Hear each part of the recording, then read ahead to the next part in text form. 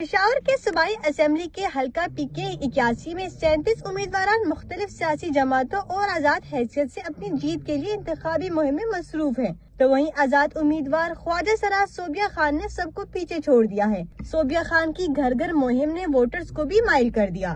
اللہ ان کو کامیاب کرے، اور یہ ان لوگوں کے لیے اچھا ہے جن کے لیے شناختی کارڈ نہیں ہوتے، ان کو بہت زیادہ مسئلے مسائل ہوتے ہیں، لوگ پریشان کرتے ہیں، تو ہم چاہتے ہیں کہ ان کے لیے سب کچھ ہو۔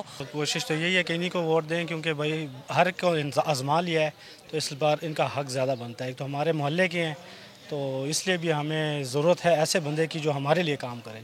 صوبیہ خان کہتی ہیں کہ وہ جیت کر اپنی برادری کے مسائل حل کریں گی۔ منشور یہ ہے کہ ہم ہمیشہ کی طرح دیکھتے ہیں کہ لوگ یہی سمجھتے ہیں کہ ٹرانس کمیونٹی کام نہیں کر سکتی، تو الحمدللہ میں پی کے 81 کے لیے، میں خواتین کے لیے میں کام کروں، ڈسیبل کے لیے میں کام کروں۔ مقصد یہ ہے کہ ان لوگوں کے لیے میں کام کر سکوں۔ اس کے لیے ہماری ٹرانس کمیونٹی ایسی ہے کہ اس میں ایجوکیٹڈ ٹرانسجینڈر موجود، لیکن ابھی تک ان کو نوکریاں نہیں مل رہی۔ اور پھر ہم ڈپارٹمنٹس میں دیکھتے ہیں، آپ ہیلتھ میں دیکھتے ہیں، اسپتالوں میں سب کے وارڈ موجود ہوتے ہیں، فیمیل کی بھی موجود ہے، میل کی بھی موجود ہوتے ہیں، بچوں کی بھی ہوتے ہیں، لیکن ٹرانس کمیونٹی کی نہیں ہوتے۔ صوبیہ خان نے ٹرانسجینڈر کے لیے مخصوص نشستیں مقرر کرنے کے لیے پشاور ہائی کورٹ سے بھی رجوع کیا تھا۔ صوبیہ اپنی برادری کی مدد کرنے کے لیے سیاسی میدان میں اترنے کا پکا ارادہ رکھتی ہیں۔ کیمرہ مین شبیر حسین کے ساتھ طیبہ خان، ڈان نیوز، پشاور۔